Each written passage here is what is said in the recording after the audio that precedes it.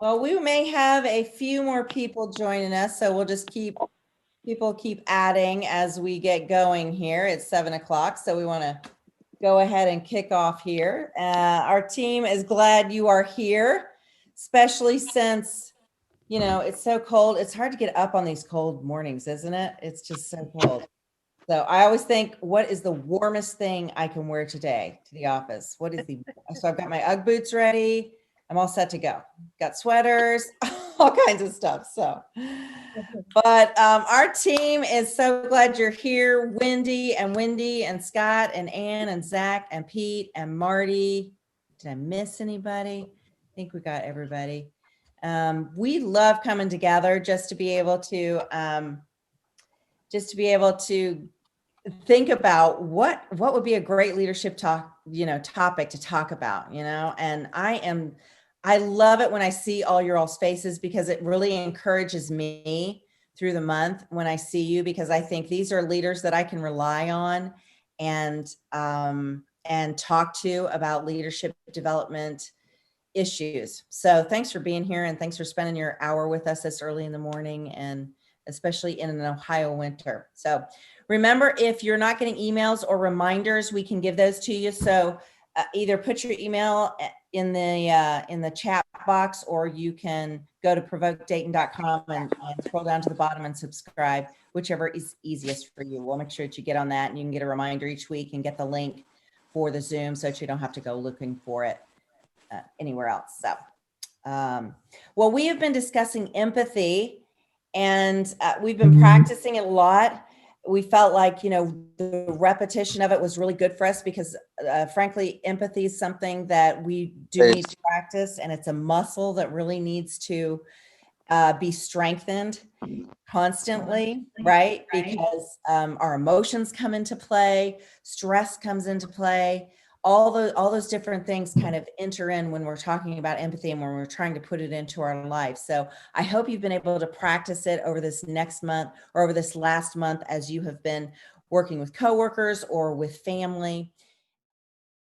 But as we talked about empathy, of course, we talked about the balance of grace and truth in our conversations and our feedback, in our discussions with people.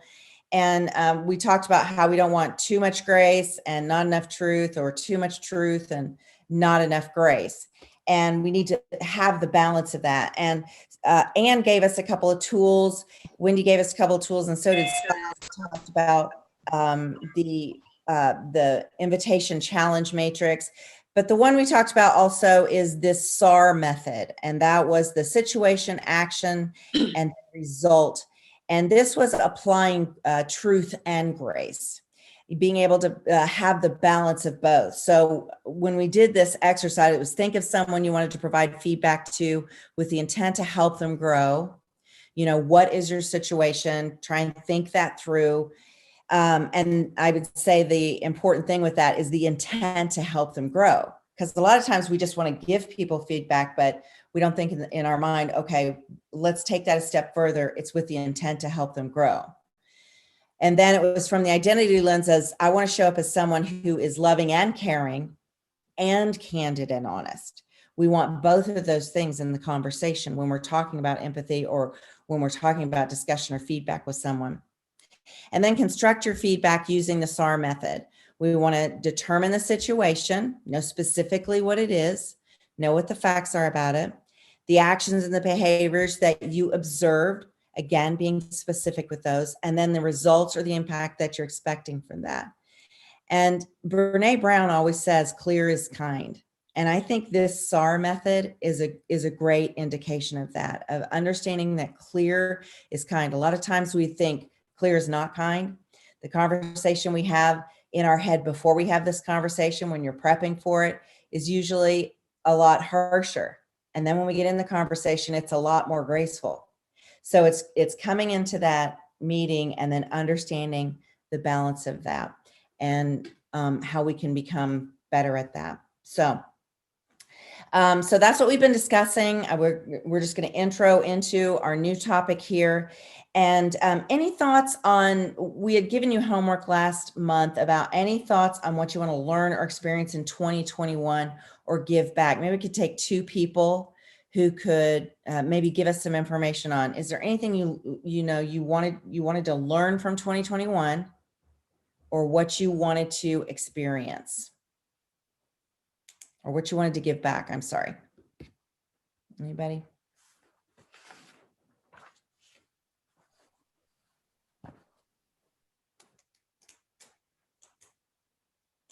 Or how you used empathy, really.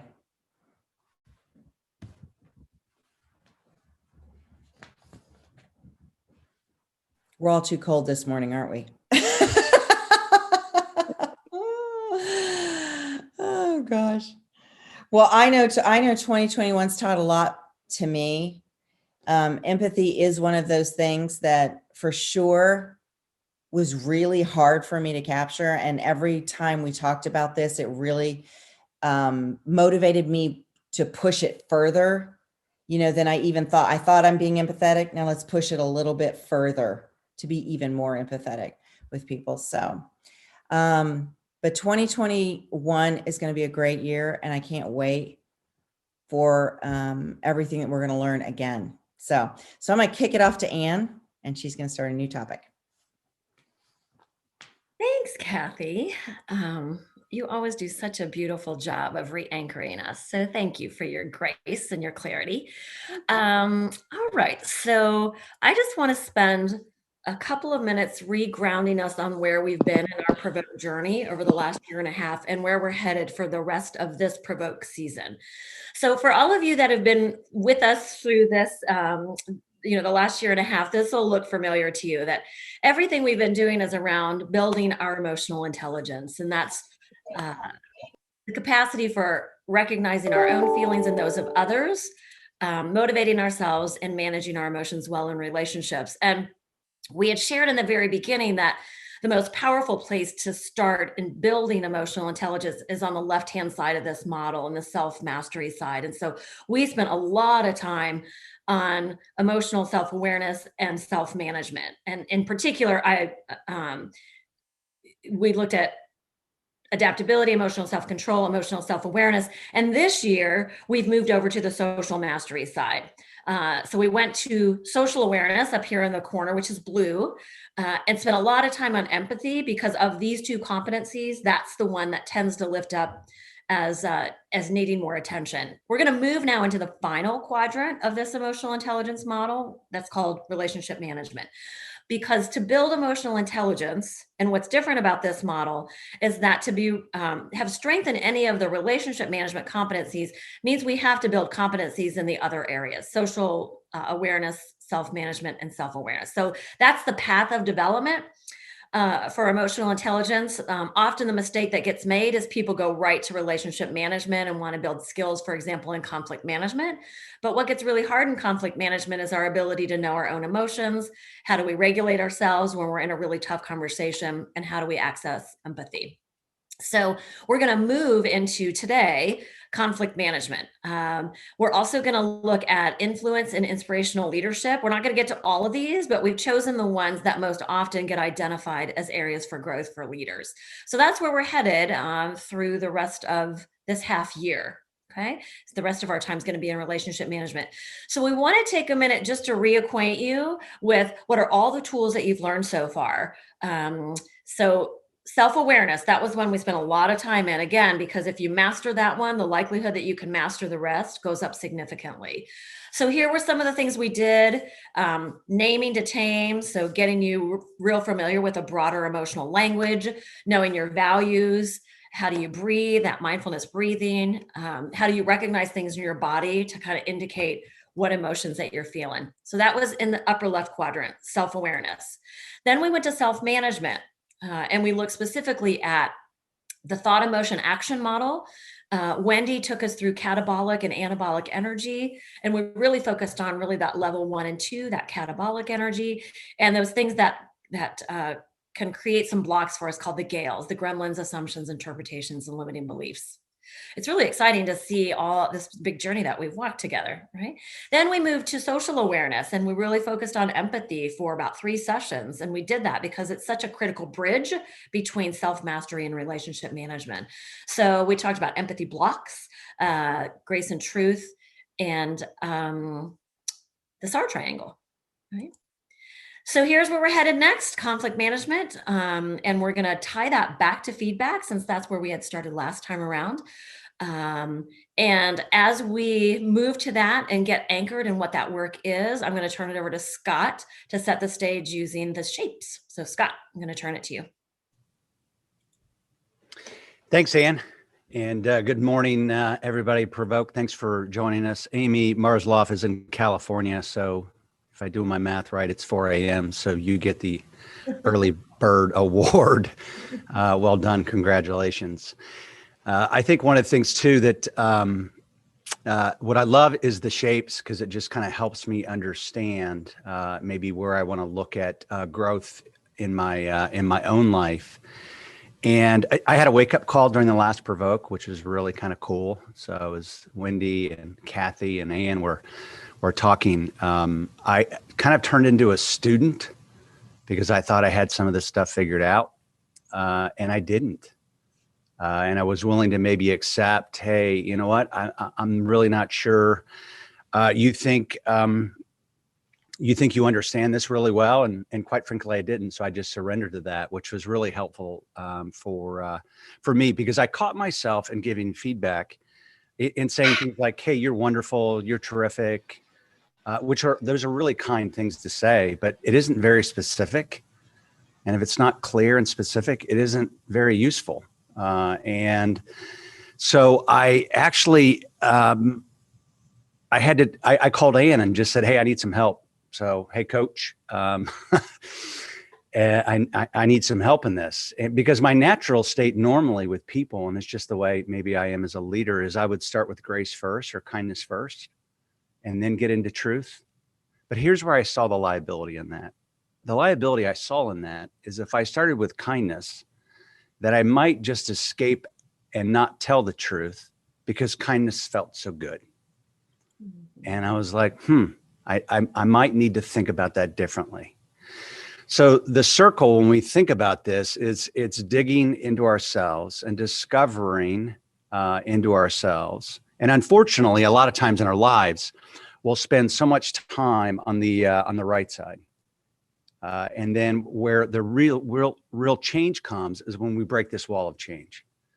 And breaking the wall of change is getting up into somebody else's noggin and talking to them. Hey, can you help me? Because I'm stuck, or I've got these crazy things in my head. Next slide. Because actually, when we were talking about, what an event causes us, and all the stuff that we've talked about inside of Provoke, is an event causes thought.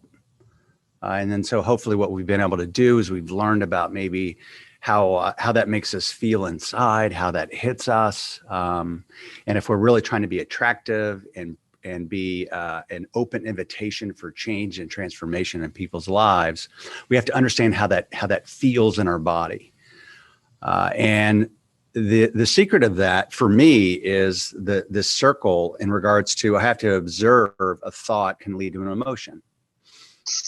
And then I have to look at how that moves into truth and identity. How does that impact my identity? And for me personally, when things maybe come towards my pride and or ego, things can get a little wonky in my life. And I have to be able to look at that honestly. And then discovering normally happens upstairs in this crazy noggin. You've heard this before, and I say it all the time, that often your brain's like a bad neighborhood and you shouldn't be there alone. And sometimes we should not be there alone. We need adult supervision in our noggins. And in order to do that, we move to the other side. And that's when we can have a discussion with somebody else and move to that. And then like when Ann actually kind of helped me, and when I talked to her, gave me advice. And probably the one thing that was really important to me in talking to Ann is, as she was explaining it to me, I still didn't get it. I still, something just was not clicking in my head. It wasn't Ann, it was Scott. But by the grace of God, like I didn't give up. I kept saying, Ann, like, no, that doesn't make sense. Can you help me again? And then it clicked. I was like, wow. Okay, now I'm starting to follow this path. And then you take action. And then, hey, what do I do with those tools? And what do I do with those those resources. And I'll be honest with you, the other thing in regards to conflict or even a compliment with people, one of the things that I learned is I've got to spend time on that conversation. I'm 56. I had a birthday a couple of weeks ago, and I think at 56 you should have it all figured out. And my bag of tools is up in my noggin, and I should be able to enter any conversation without preparation. That's a lie.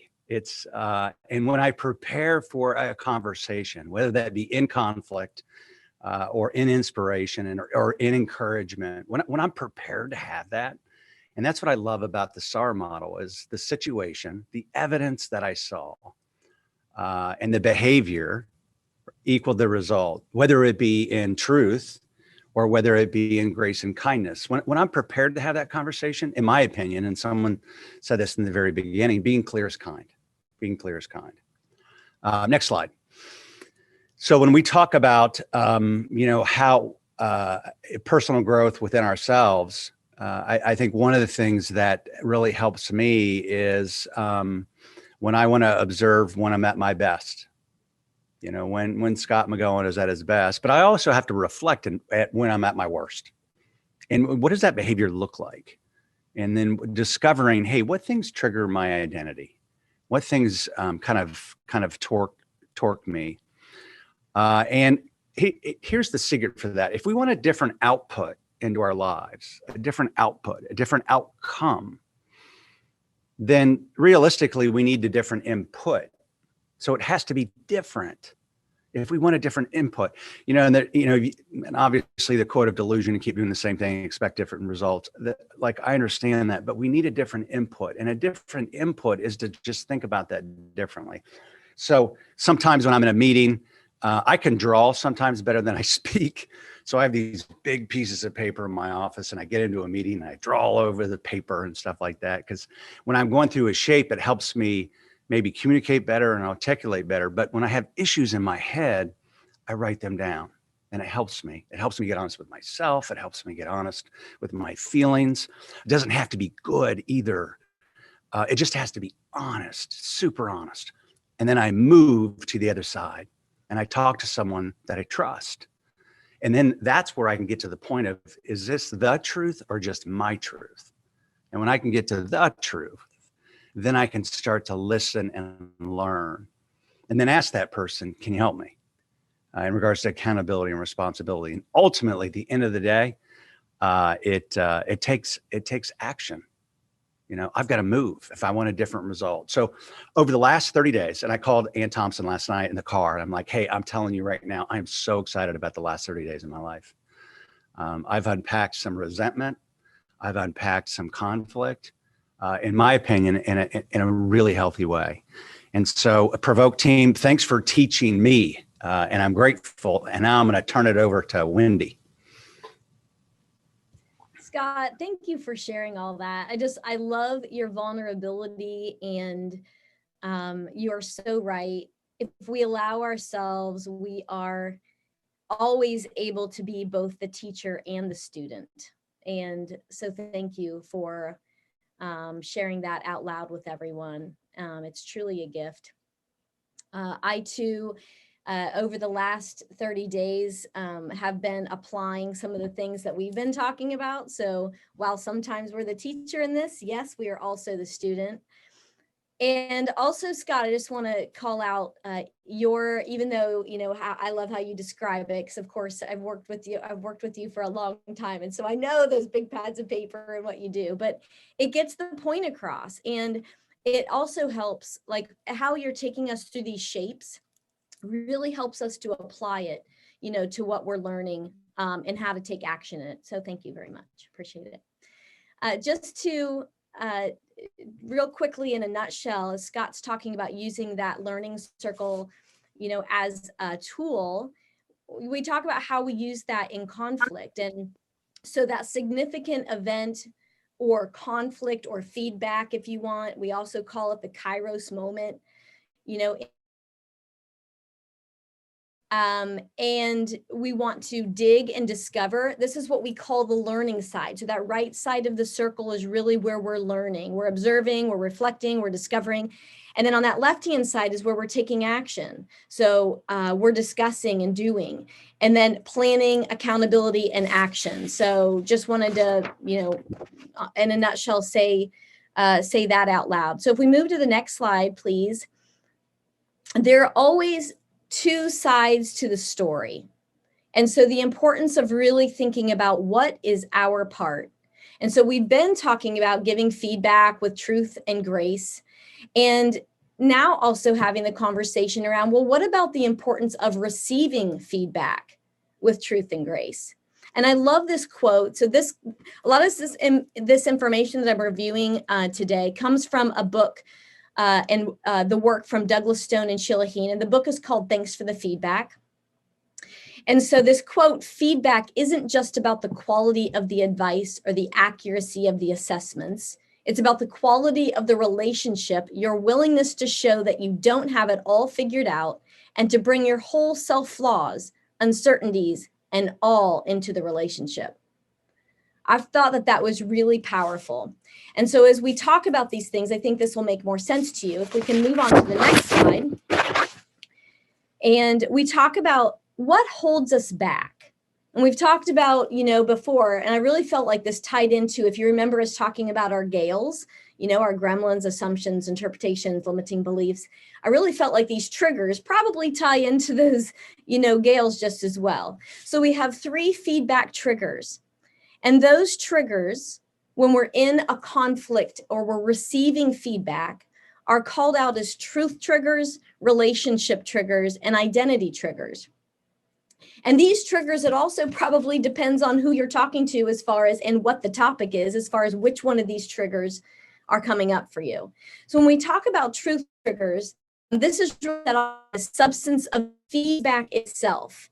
And if I share a little bit more information about that, the feedback is somehow unhelpful. It's simply untrue in our mind. It's off. And we think about what is my truth about the feedback. Scott was saying this earlier. And what is the truth about the feedback? Sometimes we feel indignant, wrong, or exasperated. And our internal voice that we have, that lovely little internal voice, says, that's wrong, that's not helpful, well, that's not me. So that's when we're thinking about the truth trigger, those are the things that we're referencing. When you think about the relationship trigger, this is tripped by the person who's giving this gift of feedback, right? And so when we think about relationship, really the thing that you think in your head is, I can't hear this feedback from you. And all the feedback is colored by the relationship between the giver and the receiver. And we can have reactions based on what we believe about the giver. And I'm sure all of us can think right now about someone or situations, where this has happened or that tends to happen. So our focus shifts from the feedback itself to the audacity of the person delivering it. And some of that internal feedback again, that internal voice, in this case with relationship, is, after all I've done for you, you'd be saying this to me, right? Who are you to say? And then you're not the problem. I mean, you're the problem, right? Not me. You're the problem. So that's the relationship piece. Then if we move into identity triggers, this focuses neither on the feedback nor on the person giving it. It's all about us. So what does that mean? In identity, the feedback is threatening, right? Whether the feedback is right or wrong, something about it has caused our identity or the sense of who we are to come undone. And so we feel overwhelmed, threatened, ashamed, or off balance when identity is the trigger. And suddenly we're unsure what to think about ourselves and the question and what we stand for. So we really start questioning ourselves in this.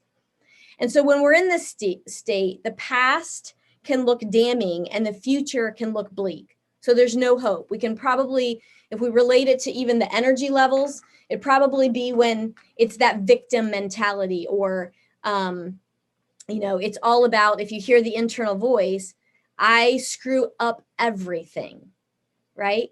I'm doomed. I'm not a bad person, am I? Right? So those are some of the internal voices that we have when we're in the identity trigger. So truth triggers, relationship triggers, and identity triggers. So that's great, right? And so a core piece of this is understanding those. And so we're going to do an exercise here in a little bit that walks you through that. But I say that because until we can move forward, it's really important that we're paying attention to what is triggering us in these areas. All right, so let's move to the next slide, please.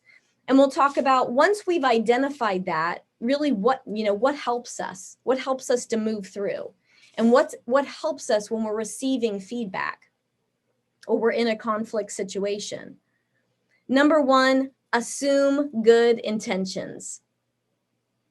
Right? And this has to be very intentional, because especially if we're with someone that tends to trigger us, especially like a relationship trigger or what have you, that's really difficult, but it is possible. So listen to understand first. And it's that whole thing about actually saying out loud, okay, thank you, tell me more. Right? So we're understanding. It's not, if we go into it with the mindset that it's our job to understand and not the other person's job to understand, we can't control them in their mind, right? Only us. So tell me more. And then have a growth identity instead of that fixed identity. When we're in the growth identity, that's when we're in our learning mode. Okay? So we want to listen on purpose and with a purpose. We want to create curiosity, right? So listen for what's right and be curious about why we see things so differently. I feel like I've been saying that a lot. I mean, of course, being a coach, that's a huge part of what is important for me to do, is being curious, right? But when it's about me and when it's about a conflict situation with me, for some reason, I all of a sudden forget that skill of curiosity. And so how can we be curious? Then prepare to listen. So have a conversation with your internal voice. Remember those internal voices that I was talking about earlier, as far as what's happening when we're in those triggers? That internal voice wants our attention. And if we give it attention, then it'll quiet down. If we're asking it, being curious, what are you trying to tell me right now? It'll quiet down. So tune into what it's saying and really work to understand it. So back to talking about the triggers, we really want to find the trigger patterns.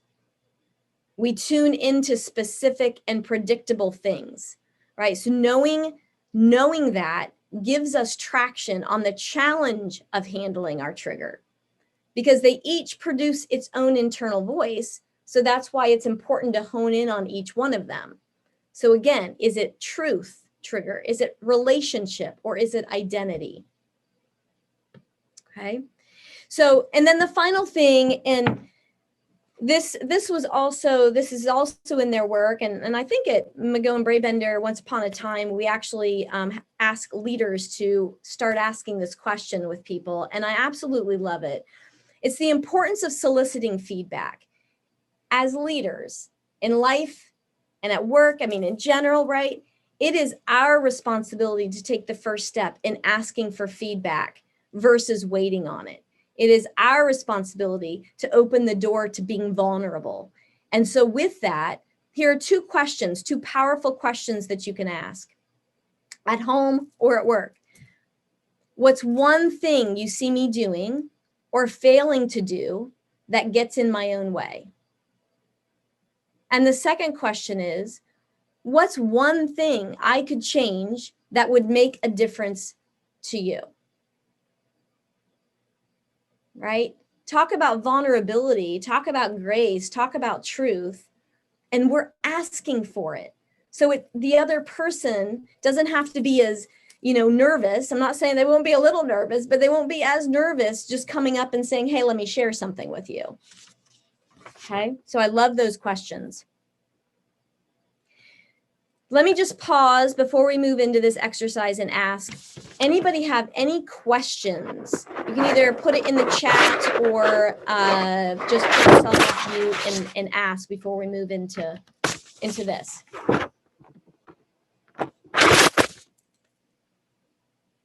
Everybody good? Just checking the chat here. I just have a question. Sure. I think sometimes, I've been in this situation recently, and the person, it was a client, and they were very angry coming into the situation. How do you diffuse that to an extent where you both can have an honest conversation about the situation? And I'm looking at these things and I'm thinking, did I approach it wrong? Did I, I was really on the, I did, here are the things, here's everything, all the emails, here's the process, so I get really caught up in I have all these things to prove that we did the right things. But how do you diffuse that situation to get to a point where you can have these conversations?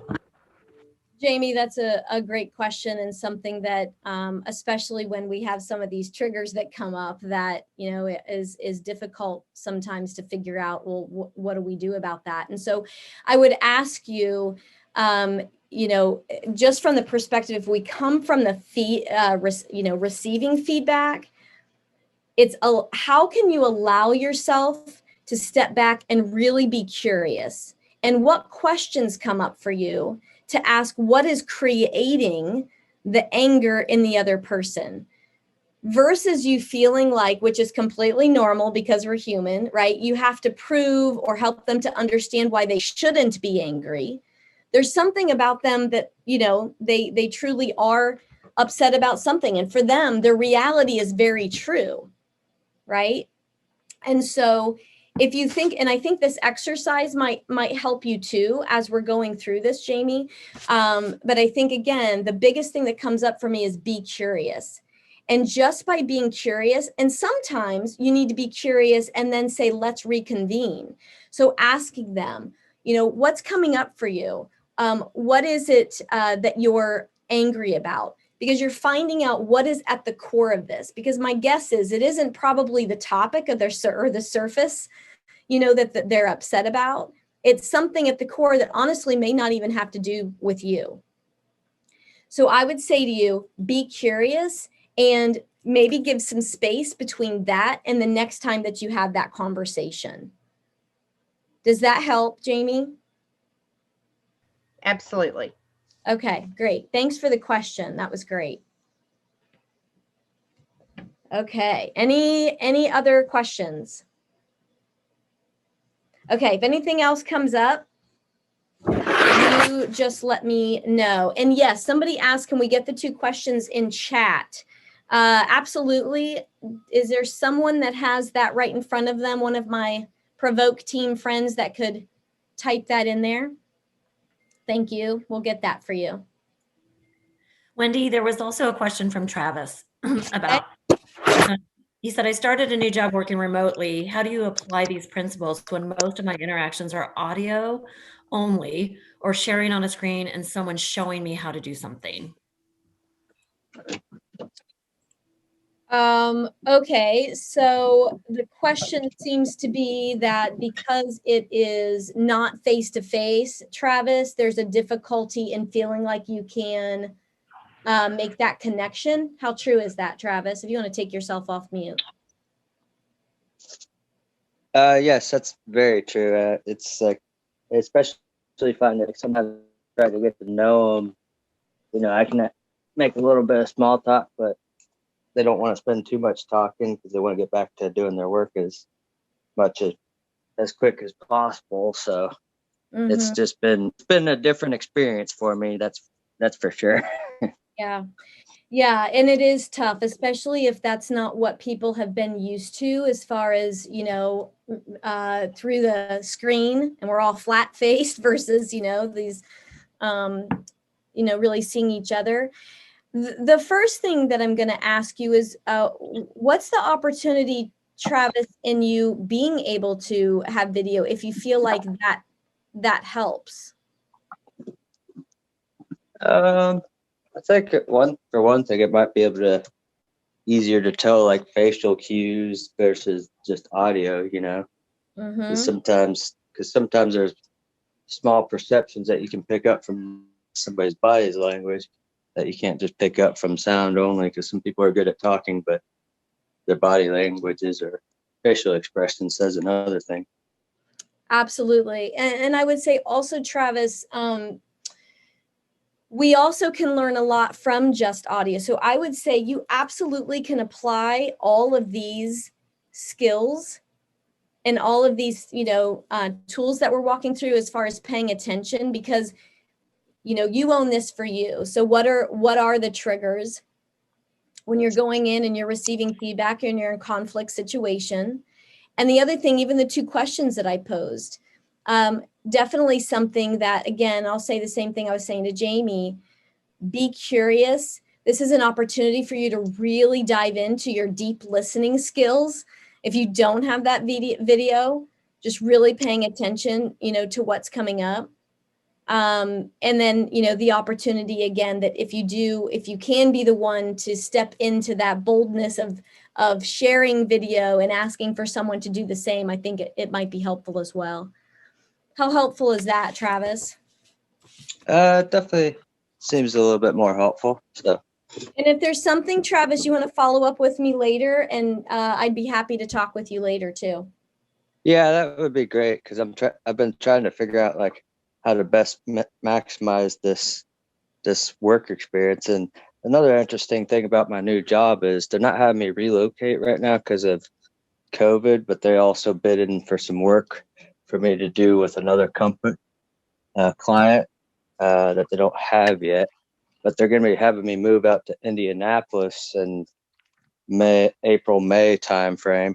But I'll still be like the only one from my team in that office, because my team's spread throughout the country at different offices. So it's still going to be work, even though I'll be in an office there, it'll still be remote work.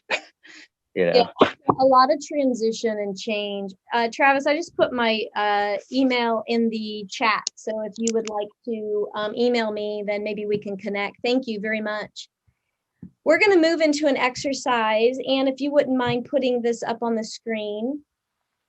And Jackie Smith and I had a conversation. I said, Jackie, would you mind walking through this with me? So we're going to ask everybody to do this.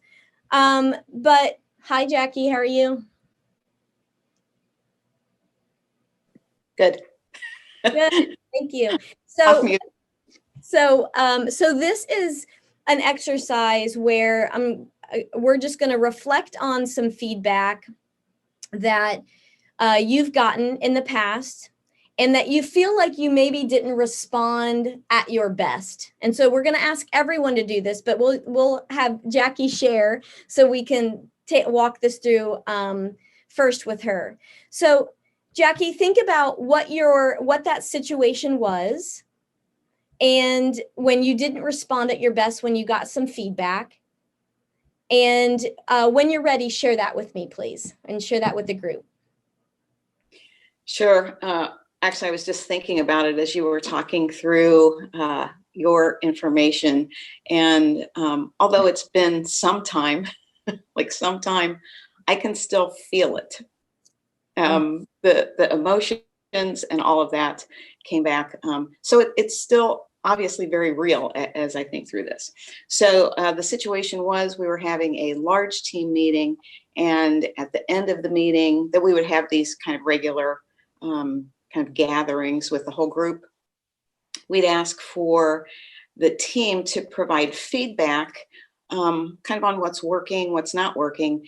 And the group had gotten so large that we decided to use this process that we use with like everybody else in the organization. And that was to have the leaders leave and have the team talk through those questions, kind of what's working, what's not, and then have the leaders get that feedback and then come back into the room and respond to it. So it was at the end of the day, and at the end of this session. And so I will say, when I was tired, so all these things I'm starting to identify now, kind of what was wrong with the situation. I was tired, and the feedback that the team provided was not what I was expecting. And so your 3 comments, Wendy, on truth, relationship, and identity, that just came kind of flooding back for me. There was more going on with the team, that challenges of being a larger group now, not feeling as included, not understanding what was going on. And I didn't respond well, like at all. I couldn't really hear it at the time. And so I shouldn't have tried to respond like at all. But really all the things that you talked about came into play there for me. I interpreted it as, yes, this is a disaster. Everything's going wrong. Like I need to completely rethink the whole team. It spiraled quickly. Yeah. And so my response was not a leadership bright spot for me. Yeah. Yeah. Thank you for your honesty and your, just your vulnerability and sharing that, and getting that kind of feedback, especially with all the things that you described and being tired. At the end of the day, it can be really hard. What was the trigger? What was that one trigger for you, if any, if you think about truth, relationship, or identity, that you felt really came up as you reflect on it? I think that I was already in a place where I was getting concerned about how the team was perceived in the organization. And that was, to me, it was all on me. That was my responsibility to make sure that that the team was viewed very positively. And so the trigger was, now that feedback was coming from within. And I hadn't really anticipated that. And so I think that's what really kind of sent me down the spiral. Yeah. So it very much sounds a lot like, the identity trigger and the truth trigger, like a mixture probably between the two of those. Yeah. And then you shared some of the thoughts and emotions, that you thought you had a lot of things going on. You even talked about, how you could feel it in your body. And so, we've been talking a lot about that. How did you act during the conflict? So the result of that, you said you didn't feel like you showed up as, the best leader that you wanted to show. And what was the result of that for you? For me, result, I guess, just in general. Yeah. Yeah. So when we came back in to talk to the group, one, I did not feel present at all. I was very guarded. I didn't feel like I was kind of being myself, which I had very characteristically done with this group. And so I feel like I gave a very calculated response. It wasn't genuine, really, because actually I was afraid to go there. At the time, I was absolutely afraid to be genuine with the group because it wasn't going to be pretty. And so I was very guarded and kind of short. And I believe the way we ended it then was like there's a lot we're going to need to talk about here. We'll need to do this another time. And so that the day ended really in a very odd place that was, it was like open. And there, we kind of hadn't brought things together. So I think it took a while to kind of move through that. Then later on, and I'll be honest with you, I'm not sure if we ever completely repaired or came back around to the level of relationship we'd had prior to that meeting. Right. And for you, and of course the way that I know you, that's also really difficult, right? Because relationships and taking care of people and your team are so important to you. Yeah. So how might you approach it next time to get a different outcome, right? This isn't about gosh, if I could do, just about shaming ourselves or something being wrong or what have you. But obviously, when you have the opportunity to step back and look back, there will be more situations in our lives where we face another difficult situation. So if you use that as an example, how might you might you approach it next time to get a different outcome? Mm-hmm. The one statement that you shared, being curious about me, and thinking this isn't about me. There's certainly feedback that I needed to hear and things that I could do differently, and owning that, but not turning the whole situation into something about me. I think Scott mentioned ego too. Like that is it's easier to say than it is to do in a moment. And yet coming at it and just being open to hearing and not feeling like you have to react like right in the moment. Just being curious, and you said receiving feedback. I don't have to do something with it right in that moment, and I can still feel the feeling about it. I just don't have to respond. Actually, I don't have to react in the moment. So Right. That understanding that we get to make a choice in how we react to our circumstances, right? And the ability to step back. So how helpful might it be, Jackie, now that you've identified this, even moving forward with these triggers, right? And the understanding that one of these triggers usually get in our way. How helpful might that be for you moving forward? Oh, I think that's a huge step, because if we're in it and we didn't realize it was a trigger, then we are just reacting, and then it's for me, it's difficult to kind of, I'm going to say, recover right in the moment. But knowing that ahead of time, it does give me an opportunity to prepare, to kind of think through this and more logically go, okay, I need to receive this. I need to be open to it. And I don't need to determine like what would be acceptable feedback. What's the range of acceptable feedback here? And just go, okay, just listen to whatever is said, and then go from there. Yeah. Thank you. Thank you very much, Jackie, for just, again, being vulnerable and open. And hopefully that was helpful for everyone as far as walking through this exercise. So what I'd like to do is give you a couple of minutes. Most of you probably already have something in mind, but a couple of minutes just to stop and think about what is a piece of feedback that you've gotten in the past and you didn't respond at your best. And what were your triggers in that situation? What were some of the thoughts and emotions? Where did you feel it in your body?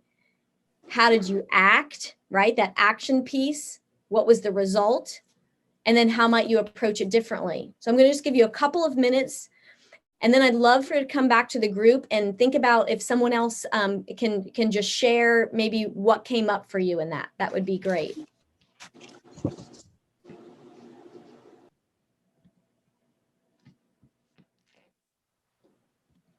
Hey, Wendy, as everybody's thinking, we had 3 comments that I thought were really worth sharing, and there might be Yeah. more. These are the ones I captured.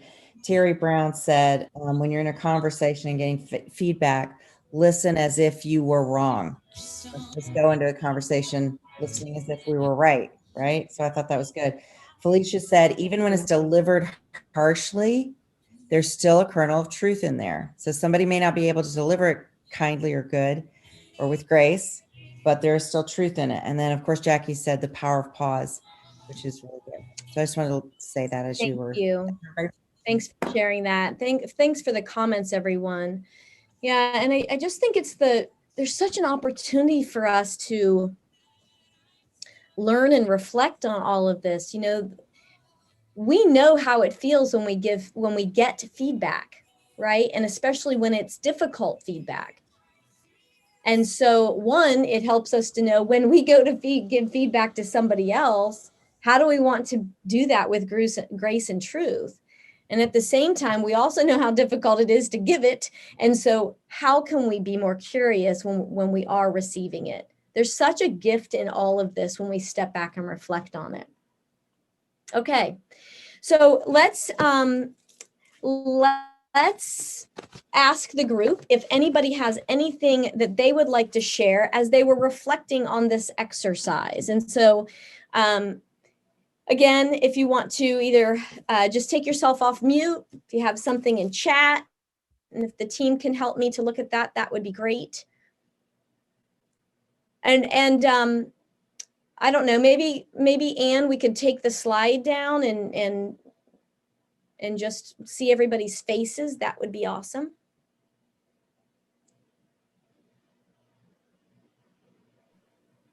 Who would like to share? Hey, Wendy, I have one.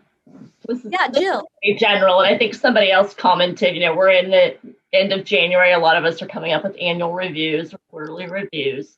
I have mine tomorrow, which I still have to work on today. Nothing like last minute. But I think just in looking at this, I can look at previous ones.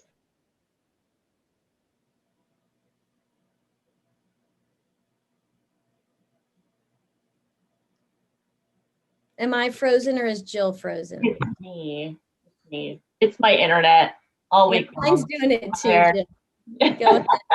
Every meeting, all my clients know, just to wait a second. But to say, I think looking towards that conversation this week, I'll be more inclined to prepare to discuss versus prepare to defend. I think a lot of us, we're always ready. We've got to go in and prove ourselves and defend what we have to offer rather than going in ready to receive what's being given to us. So this is a whole this is a huge it's a completely different perspective. So thank you for that. Great. Thank you, Jill. Thanks for sharing that. Who else? This is Bill Magnuson. I'm actually new to this team. Hi, Bill. Welcome. So, hi, thank you. I just want to say, I think Wendy's spot on. Very, very similar to my situation that I experienced a few years ago. And actually, I wish I could say it was just one event in my life that I've had conflict and very similar situation, but it's not true. I'm very passionate about what I do. Very passionate about my team and people I support. And people really work hard. And when those people are being threatened because they're not moving fast enough or they're not doing a good enough job to resolve something, or it's just a situation that's not good because of politics and other things in the air, we all take it personal, right? And I have I've had a few examples in my career where I took it very personal, right? To the point of emotional breakdown, of tears in my eyes, trying to hold it back, trying to be that show wisdom of the situation, but uncontrollable circumstances, right? Because it was being personally attacked. Well, you reflect on it as being personally attacked at the time, or you reflect that people are not seeing the whole picture. And there was one occurrence in my recent history, I'll say a few years ago, that we spent, I would say, every day, probably 18 to 20 hours a day trying to resolve an issue. And to the point that people and that were working on the project were getting their health issues were diminishing, right? Just trying to resolve a conflict. And it was actually very similar to this meeting, right? Where, Jill just had a performance issue and her audio froze and she got stopped. This project was a Link project, Microsoft Link, which was before Skype, which was before Teams, which was before Zoom, where the platform just failed all the time, right? And we spent hours and hours trying to fix this, and we eventually did. But when we came into that performance review and organizational change, they really just kind of tried to tear the whole process apart and shifted me personally into a different position. And I took it personally, and I think as I reflect back on it and I look at the triggers that spawn up, was the tiresome, right? Just being tired, and Wendy mentioned that, and that's why it's emotional to me at this point, right? Is that you just get tired, and a lot of times you don't listen to the circumstance or why that change of direction occurred, and when that happens, just taking it personally and thinking, well, I didn't do enough, or I could have done something better, all of which is probably true. And I think that voice in our head that you mentioned earlier is something that we all have to listen to, right? So for me, as I go through and I say, what would I do differently as I act and I do this now? Even in 2020, I reflected some personal loss, right? I think we all did. And so when I step back and listen, what did I learn from that? What am I learning now from that? I learned so much from this call and from other things, that it's about deep wisdom, which is listening, reflecting, trying to respond before we act. So I think that's for me is something that I need to personally take forward, right? Yeah. And I'm trying to pass that forward to others, because I think we all tend to take things too personal, and it's not a personal game, right? When you're in business, it's not personal. It's about trying to understand, what are we trying to achieve as a holistic organization or group, and that's where I'm trying to take it at this point, right? Thank Because you, I Bill. have dedicated. Yeah. That's one, welcome, and thank you for being a part of this, and thank you too for being vulnerable and open and sharing with us. It's really helpful for everyone to hear that. And thank you everyone for, we're 2 minutes after, and I know that, and I just think this is such important conversation, and we really appreciate your grace with us in that and spending time with us. Next session will be March 2nd, 7 a.m. via Zoom. Be on the lookout for more information on that. And we will continue the conversation. And thanks to the team for all that, of course, you do, and to all of you for being a part of this and for being so open and vulnerable. Hope you have a great day, everyone. Thanks, everybody. See you all. I'll send slides if you're on our email, so send it to me if you need to.